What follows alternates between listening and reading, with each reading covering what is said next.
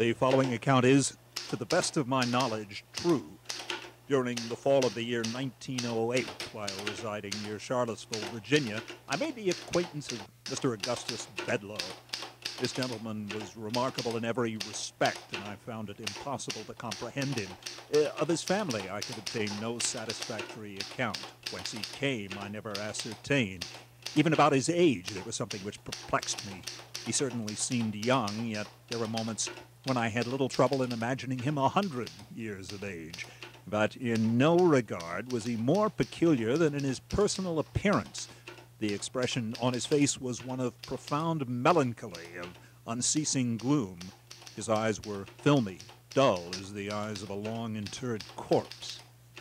For many years past, the wealthy Bedloe had an ongoing agreement with a physician named Templeton, by which the latter had consented to devote his constant attention to the care of the sickly Bedloe.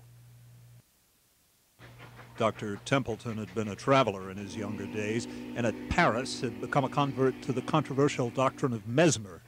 It was altogether by means of magnetic remedies and hypnotism that he succeeded in alleviating the acute pains of his patient, and by a frequent repetition of these experiments there had grown up, little by little, a very distinct magnetic relation between Dr. Templeton and Bedloe. The mind of Bedloe was in the highest degree creative, and his imagination no doubt derived additional force from the habitual use of a morphine-derived medicine, which he swallowed in great quantity.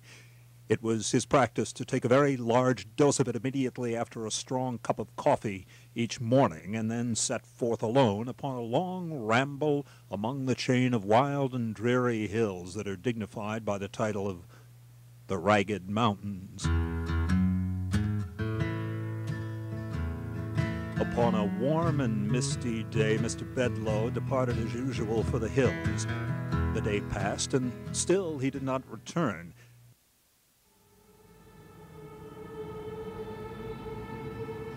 Then, about 7 o'clock that night, he unexpectedly made his appearance, and the story which he shared with the doctor and me was a singular one indeed.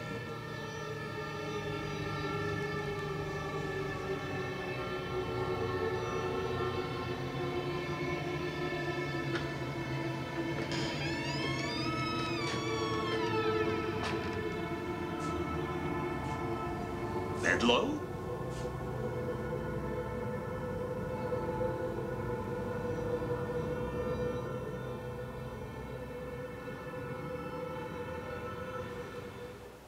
You will remember it was 9 o'clock in the morning when I left here from Charlottesville. I bent my steps immediately towards the mountains.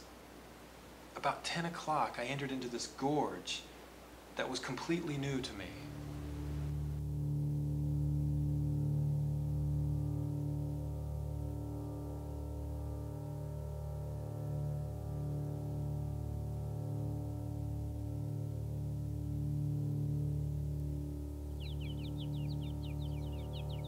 I followed the windings of this pass with much interest.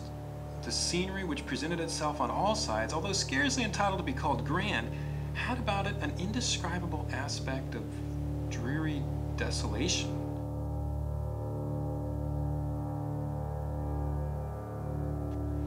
I could not help believing that the green sods and the gray rocks upon which I trod had been trodden never before by the foot of a human being.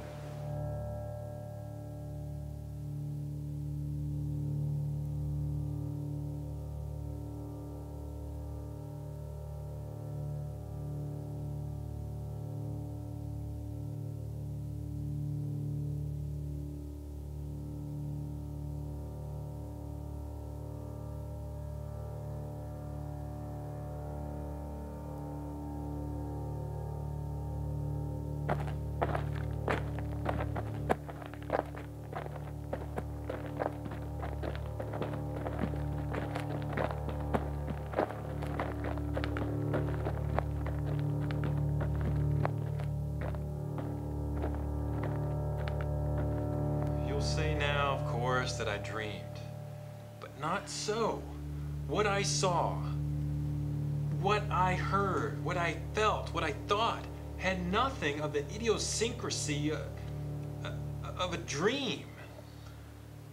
In this, I am not sure that you were wrong. But proceed.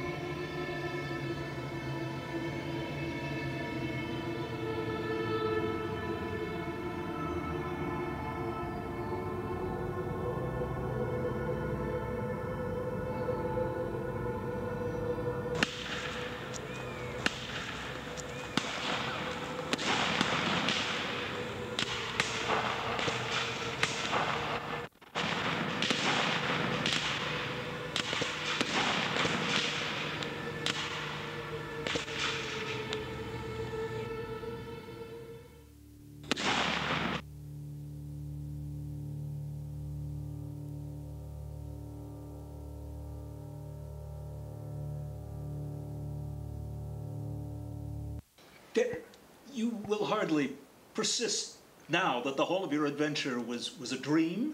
I mean, you're not prepared to maintain that you're dead. Proceed. For many minutes, all I could feel was darkness. And then a shock through my soul, and I began to rise from the ground. And beneath me was my corpse. I just flitted away. And then suddenly again, a shock right through my body, and all of a sudden I was myself again. But the past, it was so vivid, so real. I cannot regard it as a dream. Nor was it. Yet it would be difficult to say how otherwise it should be termed. Let us suppose that the soul of the man of today is on the verge of some stupendous cycle discoveries. Let us content ourselves with that supposition. Meanwhile, I have some explanation to make. I have here a photograph which I should have shown you before, but which an accountable sentiment of horror has prevented me from showing you. You will perceive that this photograph was taken in the year 1861. It is the likeness of a dead friend of mine, a Mr. Oldeb, to whom I became much attached in Washington during the Lincoln administration. I was quite young then. It was when I saw you in Richmond, Mr. Bedloe, that I realized the miraculous similarities between yourself and this photograph. In your vision, you have described an actual event that took place in the year 1861. The man escaping was a senator from Virginia. I myself was one of those Confederate soldiers and did my best to prevent the rash and fatal sally of the officer who was felled by that bullet to the temple. That officer was my dearest friend, Mr. Oldeb.